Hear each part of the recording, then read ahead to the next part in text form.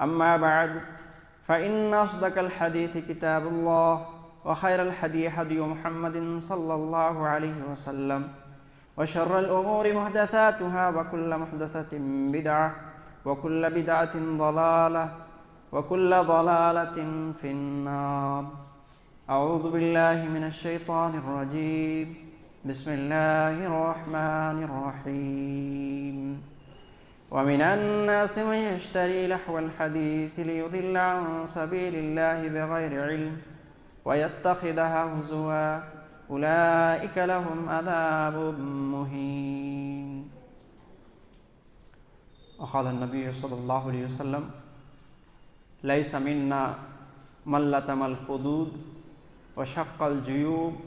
ودعا بدعوى الجاہلیہ. رواه البخاری. تمام قسم کی تعریف، توصیف، کبریائی و بڑائی، حمد و ثناء اس اللہ رب العالمین کے لیے لائق و زیبا ہے جو وحدہ لا شریک خالق کائنات ہے، مالک ارض و سما ہے، اور اسی کے تصرف میں پوری کائنات ہے. وہی ہمارا خالق، مالک، رازق، مشکل کشا اور حاجت روا بھی ہے. اسی اللہ رب العالمین کی ذات نے ہماری رہنمائی کے لیے بہت سارے انبیاء کرام علیہم الصلاۃ والسلام کو اس دنیا فانی میں مبعوث فرمایا، اور ان تمام انبیاء کرام علیہم الصلاۃ والسلام پر درود و سلام کا نزول ہو، خصوصاً ہمارے آخری پیغمبر جناب محمد رسول اللہ صلی اللہ علیہ وسلم کی ذات اقدس پر. اللہم صلی علیہ وسلم وبارک علیہ. قرآن مقدس کی ایک آیت اور صحیح بخاری کی ایک روایت آپ حضرات کے سامنے پڑھی گئی ہے. انشاءاللہ ان نصوص کو مد نظر رکھتے ہوئے تعزیہ اور اسلام کے حوالے سے چند باتیں رکھنے کی کوشش کروں گا. اللہ رب العالمین سے دعا ہے کہ اللہ رب العالمین مجھے قرآن و سنت اور سلف صالحین کا منہج صحیح طریقے سے آپ لوگوں تک پہنچانے، ہم سبوں کو بغور سننے، سمجھنے اور ساتھ ہی عمل کرنے کی توفیق عطا فرمائیں. آمین. معزز سامعین کرام، ماہ محرم کے فتنوں میں ایک بڑا فتنہ تعزیہ داری ہے، اور اس فتنے کے اندر بھی کئی فتنے موجود ہیں. سب سے پہلے ہم یہ جانیں کہ تعزیہ کیا ہے. تعزیہ کہتے ہیں تسلی دینے کو، صبر کی تلقین کرنے کو، اور شریعت میں تعزیہ کہتے ہیں کہ میت کے گھر والوں کو صبر کی تلقین کرنا، اسی طریقے سے ان کو تسلی دینا کہ ان کے اوپر جو غم لاحق ہے وہ غم کم ہو جائے، غم ہلکا پڑ جائے. لیکن جب سے حسین رضی اللہ عنہ کا ماتم مناتے ہوئے نظر آ رہے ہیں، تب سے یہ تعزیہ اس معنی میں استعمال نہیں ہو رہا ہے. تعزیہ اس معنی میں استعمال ہو رہا ہے کہ کربلا کے شہداء جو ہیں ان کے ماتم میں جو قبے بنائے جاتے ہیں، اسی طریقے سے تربت کی نقل کی جاتی ہے، تابوت بنائے جاتے ہیں، اور شہداء کے روزے کی تصویر اور اس کی نقل بنائی جاتی ہے. ان چیزوں کو لے جا کر کے جو ہے گلی کوچوں میں اور اس طریقے سے راستوں میں لے جایا جاتا ہے، کہیں دلدل کی شکل میں بھی اور کہیں علم کو لہراتے ہوئے بھی. یہ ساری چیزیں تعزیہ کہا جاتا ہے آج کے دور میں. محترم سامعین، یہ جان لینے کے بعد کہ تعزیہ کیا ہے، ہم یہ جانیں کہ تعزیہ کی تاریخ کیا ہے. معزز سامعین کرام، یہ بات ہمیں یاد رہنی چاہیے کہ تعزیہ نبی کریم صلی اللہ علیہ وسلم کے زمانے میں نہیں منائی گئی، صحابہ کرام رضوان اللہ علیہم اجمعین کے زمانے میں تعزیہ نہیں منائی گئی،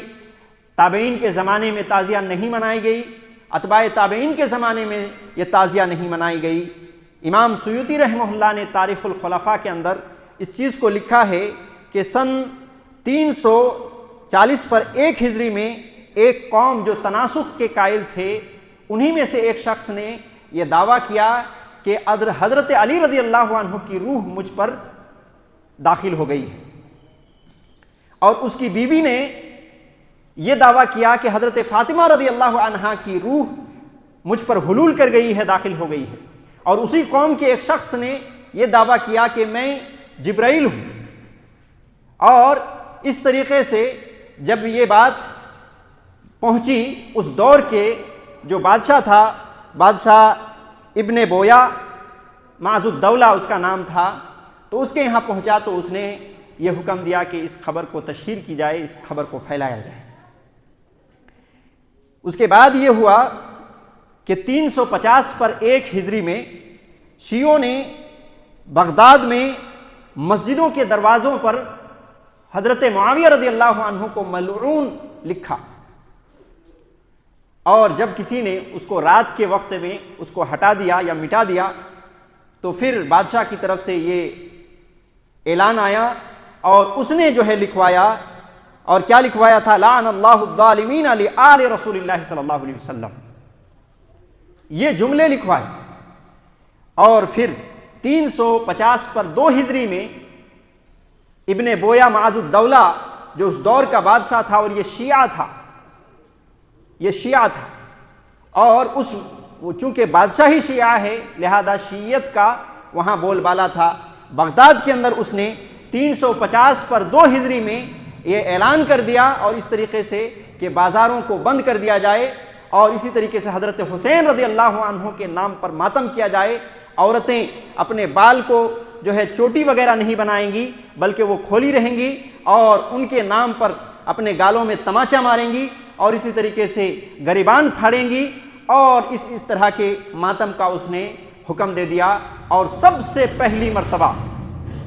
پہلی مرتبہ 350 پر 2 ہجری میں یہ عمل کیا گیا، اور پھر وہیں سے دھیرے دھیرے مسلمانوں میں رائج ہوتا چلا گیا۔ اور آج کے دور میں سنی اپنے آپ کو کہنے والے مسلمان میں سے بھی بہت سارے لوگ اس جو ہے چیز کو مناتے ہوئے نظر آتے ہیں۔ لیکن یہ بات یاد رہے کہ یہ وہ عمل ہے کہ صرف اہل حدیث اس کو بدعت نہیں قرار دیتے، بلکہ اہل حدیث کے ساتھ ساتھ جتنے بریلوی علماء ہیں وہ لوگ بھی اس چیز کی سخت مذمت کرتے ہیں اور بدعت قرار دیتے ہیں۔ اسی طریقے سے تبلیغی جماعت کے بھی اس چیز کو بدعت قرار دیتے ہیں۔ اور میں آپ کو 1-2 نام اس حوالے سے بیان کر دوں کہ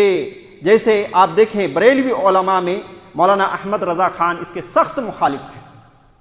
ان کے فتووں میں دیکھا جا سکتا ہے، ان کی کتابوں میں دیکھا جا سکتا ہے۔ اسی طریقے سے دیوبندی عالموں میں مولانا عبدالحی لکھنوی رحمہ اللہ، اور اسی طریقے سے مولانا اشرف علی تھانوی رحمہ اللہ نے بھی اس کی سخت مذمت بیان کی ہے اور اس کو بدعت قرار دیا ہے۔ اور اسی طریقے سے اگر ہم اپنی بات کریں اہل حدیث کے تو سمجھے کہ تمام علماء کرام اس چیز کو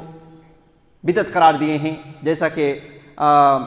شیخ الکل فی الکل نذیر حسین محدث دہلوی رحمہ اللہ، اسی طریقے سے مولانا ثناء اللہ امرتسری رحمہ اللہ وغیرہ نے بھی اس چیز کو اپنے فتوے وغیرہ میں اور ان کی کتابوں میں لکھا ہے۔ معزز سامعین، یہ چیز معلوم ہو جانے کے بعد کہ سنی، اہل حدیث، دیوبندی اور بریلوی حضرات کے یہاں بھی ان کے بڑے بڑے علماء نے بھی اس کو بدعت قرار دیا ہے، یہ اور بات ہے کہ سنی مسلمانوں میں کچھ جہالہ لوگ اس کے اوپر پڑھ کر کے اس طریقے سے وہ عمل کر رہے ہیں۔ اور آگے ہم بڑھتے ہوئے یہ دیکھنا چاہتے ہیں کہ ایک طرف تعزیہ ہے اور تعزیہ کے اعمال ہیں کہ اس کے لیے ایک بڑا جو ہے تابوت بنایا جاتا ہے، یا یہ کہ بہت بڑا ایک گھر کی شکل میں آج کل دیکھنے کو آتا ہے، اس کے اندر ایک قبر رہتی ہے۔ آج اگر ہم دیکھیں ویڈیوز وغیرہ میں جو وائرل ہوتے ہیں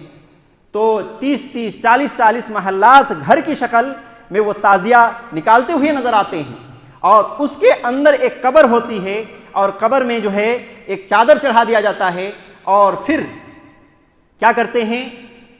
اس کے یہاں اپنے سر کو جھکاتے ہیں، اس کے یہاں سجدے بھی کرتے ہیں۔ بعض لوگ تعزیہ کے نیچے سے گزرنا اپنے آپ کو شفا یابی کا ایک طریقے سے انہوں نے یہ رواج سمجھا ہوا ہے، اور اس طریقے سے وہم و دماغ میں چلتا ہے کہ اگر ہم اس کے نیچے سے گزریں گے تو اسی صورت میں ہماری بیماری میں شفا یاب ہوگی، ہمارے بچے اگر اس طریقے سے گزریں گے تو اسی صورت میں ان کو عمر لمبی ہوگی اس کی، اور اس طرح کے وہم پرستی موجود ہے۔ پھر وہ تو تعزیہ کی بات ہو گئی، پھر تعزیہ کے پیچھے جو لوگ ہوتے ہیں وہ ڈھول بجاتے ہوئے، ناچتے ہوئے اور بعض لوگ تلوار بازی کرتے ہوئے، اور اسی طریقے سے ان کے بھی اگر پیچھے دیکھیں تو عورتوں کا ہجوم دیکھنے کو ملتا ہے، جہاں مسلم خواتین بے پردگی اور بے حجاب کے ساتھ وہ گلیوں میں اور راستوں میں اس طریقے سے گزرتی ہیں، اور اس طریقے سے یہ ماحول بنا ہوا ہوتا ہے۔ اسلام کے تناظر میں اگر ہم دیکھیں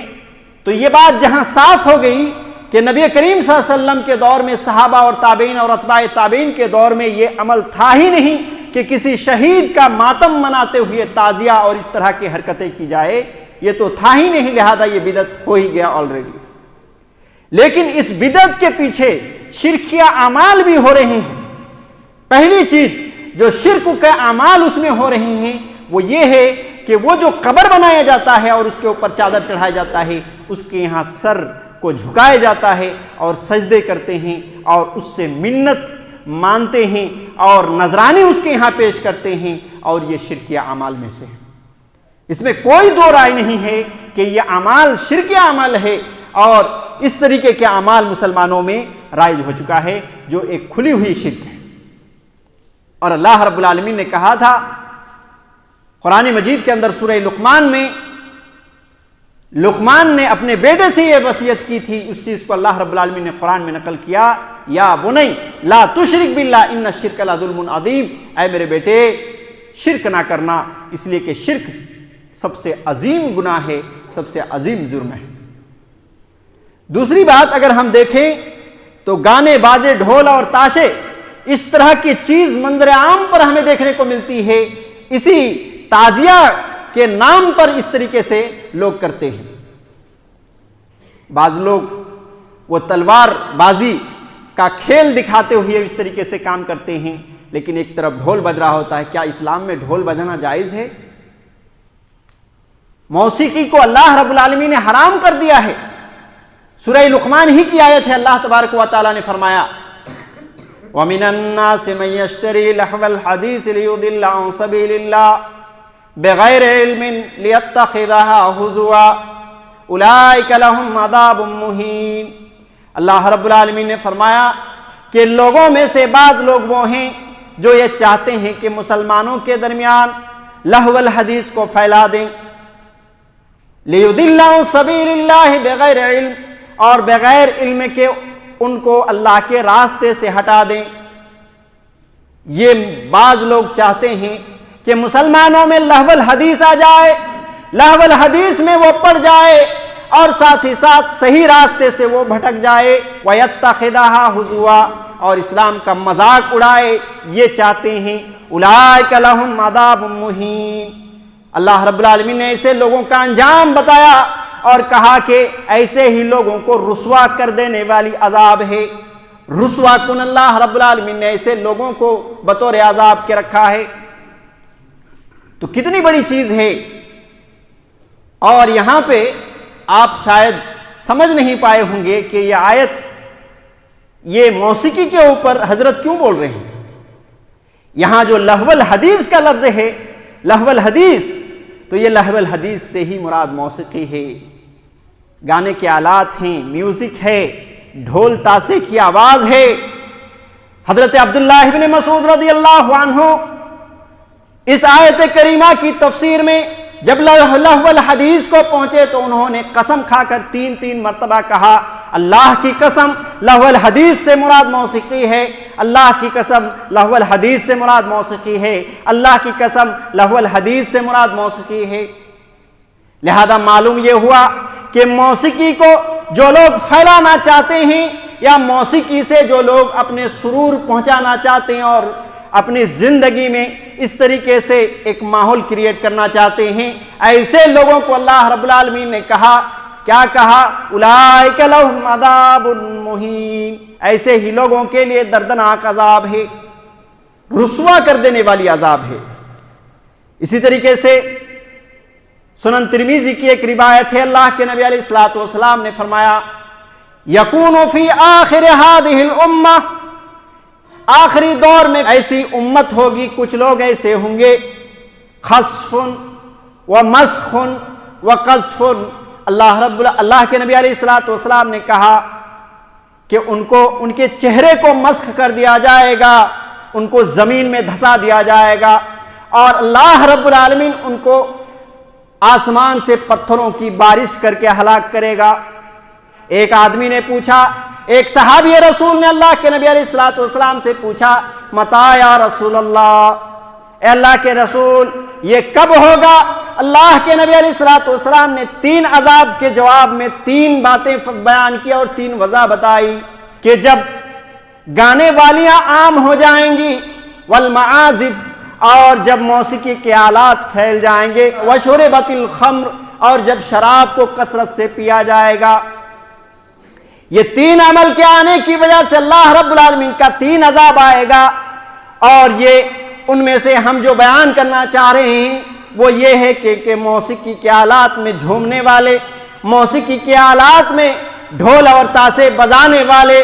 ایسے غموں کے نام پر اس طریقے کے کام کرنے والوں کے لیے اللہ کے رسول صلی اللہ علیہ وسلم نے کیا فرمایا ہے کہ ان کے لیے دردناک عذاب ہے دنیا کے اندر، یا تو ان کو زمین میں دھسا دیا جائے گا، یا تو ان کے چہرے کو مسخ کر دیا جائے گا، یا تو پھر اللہ رب العالمین آسمان سے ان کی پتھروں کی بارش کرے گا۔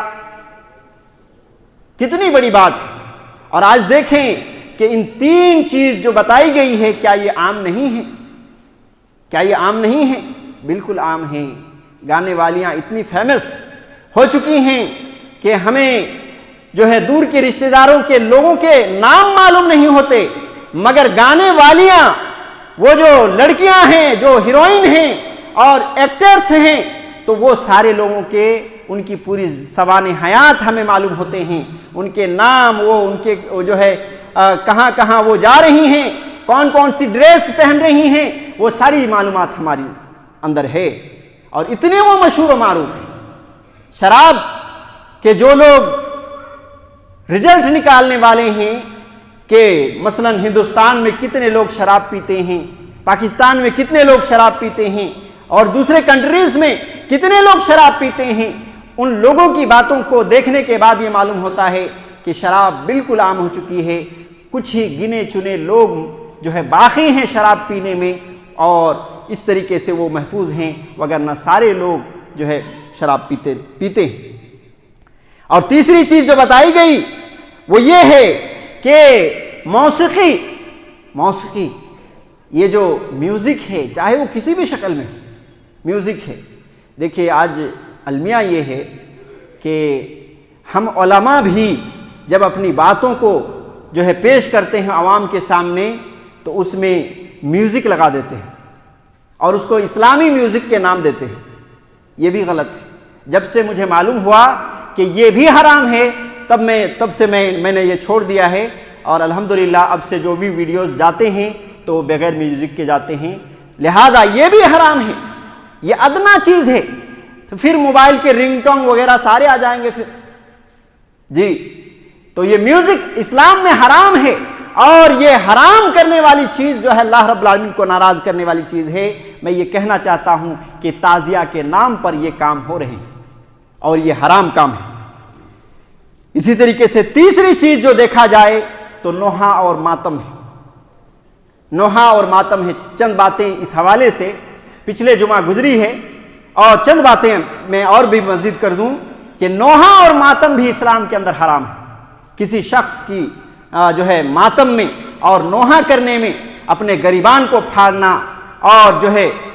طرح طرح کے اس میں عذابات میں سے دیکھے جاتے ہیں۔ آج محرم کے مہینے میں دیکھیں لوگوں کو کہ وہ جو ہے اپنے شرٹ کو اتار دیتے ہیں، یہاں تک کہ برہنہ ہو جاتے ہیں،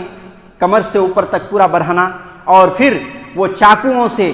اور اسی طریقے سے بلیڈ وغیرہ اور دیگر بہت ساری چیزیں ہوتی ہیں، وہ ساری چیزوں سے اپنے آپ کو زخمی کر رہے ہوتے ہیں۔ پہلی چیز تو یہ ہے کہ عوام کے سامنے اس طریقے سے برہنہ ہونا اور اپنے جو ہے جسم کو دکھانا، یہ اسلام کا قاعدہ اور اصول نہیں ہے، اسلام کا یہ طریقہ نہیں ہے۔ یہ اور بات ہے کہ اس طریقے سے ایک مرد کو جائز ہے رہنا، لیکن لوگوں کے سامنے اس طریقے سے جائز نہیں ہے کہ لوگوں کے سامنے اپنے جسم کو دکھایا جائے اور یہ برہنہ ہوا جائے، اور پھر ماتم کرتے ہوئے اپنے آپ کو زخمی کرتے ہیں۔ کبھی دیکھا گیا کہ ان کو اپنے تلوار سے سر کو کاٹ لیتے ہیں، کبھی دیکھا گیا کہ سینے کے جو ہے مار مار کر کے، ایک تو ہاتھوں سے مار مار کر کے یا پھر کچھ چیزیں رکھ کر کے مار مار کر کے وہ اپنے سینے کو جو ہے کیا کرتے ہیں، خون کے پھوارے نکال لیتے ہیں اور اس طریقے سے زخمی ہو جاتے ہیں۔ جو شیعہ لوگ ہیں انہی لوگوں نے حضرت حسین رضی اللہ عنہ کو قتل کیا تھا بلا کر کے، انہی لوگوں نے حضرت حسین رضی اللہ عنہ کے ابا حضرت علی رضی اللہ عنہ کو قتل کیا تھا۔ عبد الرحمن بن ملجم یہ سیاہ تھا اور اسی نے حضرت علی رضی اللہ عنہ نماز پڑھا رہے تھے اور اسی وقت حملہ کر کے حضرت علی رضی اللہ عنہ کو قتل کیا تھا۔ تو یہ لوگ کیا ہیں کہ ایک طرف جرم بھی کیے ہوئے ہیں، قاتل بھی ہیں، اور اسی طریقے سے ان کا ماتم کرتے ہوئے رونا دھونا پیٹنا اور اس طرح کی چیزیں بھی وہ دکھا رہے ہیں تاکہ لوگ یہ نہ کہیں کہ یہی لوگ قاتل ہیں جو رو رہے ہیں۔ اس چیز سے بچنے کے لیے اور اس داغ اور دھبے کو اپنے آپ سے مٹانے کے لیے اس طرح کی حرکتیں کر رہے ہیں، اور اس کا جو ہے دیکھا دیکھی پھر دوسرے مسلمان بھی اس سے متاثر ہو کر کے اس طرح کے اعمال کر رہے ہیں۔ تو میں یہ کہہ رہا تھا کہ نوحہ اور ماتم کرنا اسلام میں جائز نہیں ہے۔ صحیح بخاری کی روایت ہے، اللہ کے نبی علیہ الصلوۃ والسلام نے فرمایا لیس منا من لطم الخدود وشق الجیوب ودعا بدعوى الجاہلیہ، ہم میں سے وہ شخص نہیں جو اپنے ماتم میں کیا کرے، من لطم الخدود اپنے گالوں پر تماچا مارے، وشق الجیوب اپنے گریبان کو پھاڑے، ودعا بدعوى الجاہلیہ اور جاہلیت کی پکارے، وہ ہم میں سے نہیں ہیں۔ کیا ایسا نہیں ہے تعزیہ کے مقام پر اور تعزیہ کے جو ہے مرحلے میں لوگ مرثیہ پڑھتے ہوئے اور ان کے غم کے نام پر نہ جانے کیسی کیسی چیزیں پڑھتے ہوئے زمانہ جاہلیت کی پکار رہے ہیں؟ یہ سارے حرام کام ہیں اور اس موقع پر مسلمان ایک دین سمجھ کر کے یہ کر رہے ہیں، اور جو لوگ نہیں کر رہے ہیں شیعہ حضرات ان کو برا بھلا کہہ کر کے جو ہے ابھار رہے ہیں اور رغبت دلا رہے ہیں کہ وہ بھی اس کام کو کریں۔ اسی طریقے سے ایک روایت صحیح مسلم کی ہے کہ کہا گیا کہ جو ماتم کرتی ہیں یہ اتنا بڑا جرم ہے کہ کسی کے ماتم میں اس طرح کے گریبان پھاڑنا، گالوں پر تماچا مارنا، الٹی سیدھی باتیں زمانہ جاہلیت کی طرح پکارنا، یہ اتنا بڑا جرم ہے۔ صحیح مسلم کی روایت ہے کہ اگر کسی عورت نے، جو خصوصی طور پر عورت ہی کا یہ معاملہ رہتا ہے، اگر کسی عورت نے توبہ نہ کیا اس کام سے تو کیا ہوگا؟ اللہ کے رسول صلی اللہ علیہ وسلم کہتے ہیں کہ اس کو خارش زدہ اوڑھنی اڑھایا جائے گا، اس کو دوپٹہ اوڑھنی جو اڑھایا جائے گا قیامت کے دن، اس کو خارش زدہ اوڑھنی اڑھایا جائے گا جس کو ایک لمحے کے لیے بھی آدمی برداشت نہ کر سکے، اور تارکول کے کپڑے اور قمیص اس کو پہنایا جائے گا۔ تارکول کے کپڑے کوئی پہن سکتا ہے؟ وہ روڈ میں آپ لوگ کیا بولتے ہیں وہ معلوم نہیں، روڈ جو بناتے ہیں نا وہ کالا جو رہتا ہے اس کو تارکول کہا جاتا ہے، اور روڈ کو جو ہے وہ کنکر وغیرہ کو جمانے میں اس کا سب سے بڑا کردار رہتا ہے، اور وہ جتنا زیادہ ڈالتے ہیں اتنی ہی مضبوطی اس میں آتی ہے۔ تو تارکول کے کپڑے اور ایک جہنم کی گرمی میں وہ پگھلتا ہے اور جہنم کی گرمی ہے، اوپر سے تارکول کے کپڑے پہنائے گئے ہیں، سمجھئے کہ کتنا اس کے اوپر المیہ گزر رہا ہوگا اور کتنا بھیانک منظر ہوگا وہ کہ جس کو اس طریقے سے، لہذا تمام عورتوں سے الحمدللہ اہل حدیث کے تمام خواتین یوں تو محفوظ ہیں، لیکن اس کے ساتھ ساتھ یہ پیغام اور میسج اہل حدیث کے خواتین کو بھی یہ دینا چاہ رہا ہوں کہ آپ بھی اس انجام کو سنیں، اور ساتھ ہی ساتھ آپ کے جو گھر میں آس پاس کی عورتیں اس طریقے سے نوحہ اور ماتم کرتی ہیں ان کو بھی سنائیں کہ قیامت کے دن اتنا بڑا عذاب اللہ کے رسول صلی اللہ علیہ وسلم نے سنایا ہے، جو صحیح مسلم کی روایت ہے۔ خارش زدہ اوڑھنی اڑھایا جائے گا اور تارکول کے کپڑے پہنائے جائیں گے۔ اسی طریقے سے اگر ہم دیکھیں کہ اس موقع پر جو چیزیں انجام پاتی ہیں انہی میں ایک چیز ہے کہ بعض صحابہ کرام رضوان اللہ علیہ مجمعین کو برا بھلا اور گالیاں دی جاتی ہیں۔ یہ شیعہ حضرات ہی ہیں جو حضرت علی رضی اللہ عنہ کو چاہتے صرف ہیں، وہ چاہنے کا بھی ڈھونگ رچاتے ہیں، وہ حقیقت بھی نہیں چاہتے، ڈھونگ رچاتے ہیں۔ کیونکہ قتل کرنے والے خود وہی ہیں اور ماتم منانے والے بھی خود وہی ہیں. تو شیعہ حضرات حضرت ابوبکر صدیق رضی اللہ عنہ کو گالی دیتے ہیں نعوذ باللہ، حضرت عمر فاروق رضی اللہ عنہ کو گالی دیتے ہیں نعوذ باللہ، حضرت عائشہ رضی اللہ عنہا کو گالی دیتے ہیں نعوذ باللہ، اسی طریقے سے مغیرہ بن شعبہ رضی اللہ عنہ کو گالی دیتے ہیں نعوذ باللہ، حضرت معاویہ رضی اللہ عنہ کو گالی دیتے ہیں نعوذ باللہ. اور اسی کے دیکھا دیکھی بہت سارے مسلمان بھی متاثر ہیں اور بہت سارے موقع پر دوسرے شیعہ کے علاوہ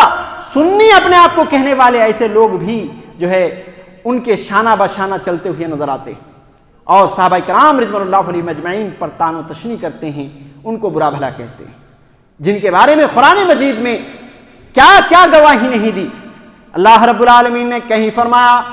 یہی صحابہ فلاح پانے والے لوگ ہیں، اولئک هم الراشدون، یہی لوگ سیدھے راہ پر ہیں، اولئک هم المہتدون، یہی لوگ ہدایت یافتہ ہیں. اور اس طریقے سے القابات طرح طرح کے اللہ رب العالمین نے قرآن مجید میں صحابہ کرام رضوان اللہ علیہم اجمعین کے بارے میں فرمایا اور یہاں تک کہ کہہ دیا رضی اللہ عنہم ورضوا عنہ، کہا کہ اللہ رب العالمین ان کے اعمال سے راضی ہو گیا اور اللہ رب العالمین ان کے اعمال کی وجہ سے ان کو جو دیا اس سے وہ راضی ہو گئے. تو اتنی بڑی بڑی خطابات دیے ہیں اور ہم اہل حدیث منہج سلف پر چلنے والے تمام کا عقیدہ یہ ہے کہ سارے صحابہ کرام رضوان اللہ علیہم اجمعین جنتی ہیں، سارے صحابہ کرام جنتی ہیں، اس میں کوئی شک اور تردد نہیں ہے. اگر کسی کے بارے میں بھی رسول اللہ صلی اللہ علیہ وسلم نے اپنے زمانے میں جہنم کی بشارت سنائی ہے تو حقیقت میں وہ صحابہ نہیں ہے، کیونکہ صحابہ کی بھی صحابہ ہونے کے لیے کچھ شروط ہیں، ان شروط میں سے کوئی نہ کوئی اس میں مفقود ہے جس کی وجہ سے وہ صحابی نہیں. بہرکیف یا تو پھر وہ کیا ہے، یا تو وہ منافق ہے یا کوئی اور دوسری چیز ہے. تو صحابہ کرام رضوان اللہ علیہم اجمعین کو اس موقع پر گالی دیتے ہیں، یہ بڑی ضرورت کی بات ہے. صحیح بخاری کی روایت ہے، اللہ کے نبی علیہ الصلوۃ والسلام نے فرمایا، کہا کہ لا تسبوا اصحابی، کہ لوگوں میرے صحابہ کو گالی نہ دو.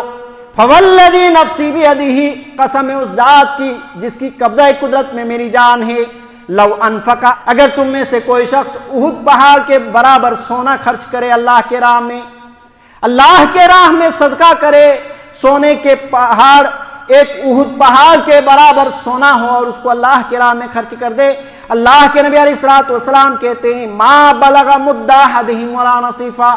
صحابہ کرام رضوان اللہ علیہم اجمعین نے اپنی زندگی میں ایک مد یا آدھا مد یعنی 1 کلو یا آدھا کلو تقریباً اگر انہوں نے گیہوں یا جو کا صدقہ اللہ کے راہ میں کیا ہے اس تک بھی تم نہیں پہنچ سکتے. اتنا اونچا مقام ہے، اتنا اونچا لیول ہے صحابہ کرام رضوان اللہ علیہم اجمعین کا. پھر ہم ان کے پاؤں کے دھول کے برابر نہیں اور ہم ان کے شان میں برا بھلا کہیں، ان کو طعن و تشنیع کریں، ان کو جو ہے گالیاں دیں تو سمجھیے کہ ہمارا بیڑا غرق ہے. اور اسی طریقے سے بہت سارے اعمال اس موقع پر انجام دیا جاتا ہے. یہ ساری چیزیں قرآن و سنت میں کہیں اس طرح کے ثبوت نہیں ملتا. لہذا ضرورت اس بات کی ہے کہ قرآن و سنت کو اپنایا جائے، قرآن و سنت کے مطابق عمل کیا جائے. نبی کریم صلی اللہ علیہ وسلم جو دین لے کر کے آئے تھے وہ ہمارے لیے کافی ہیں. صحابہ کرام رضوان اللہ علیہم اجمعین نے جس طریقے سے ہمیں دین پر عمل کر کے چل کر کے سکھایا ہے وہ ہمارے لیے کافی ہیں. یہ ماتم، یہ مرثیہ، یہ تعزیہ اور اس میں ہونے والے خرافات، یہ ساری چیز اسلام سے دور دور تک کوئی اس کا رشتہ نظر نہیں آتا، اسلام کا کوئی حصہ ہے ہی نہیں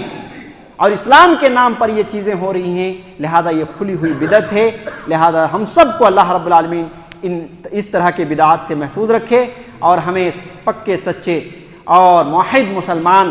بنائیں اور قرآن و سنت کے مطابق مضبوطی سے چلائے. اللہ رب العالمین ہم سب کو اس بات کی توفیق عطا فرمائیں. آمین. صلی اللہ علیہ محمد وعلی آلہ وصحبہ اجمعین ومن تبعہم بإحسان.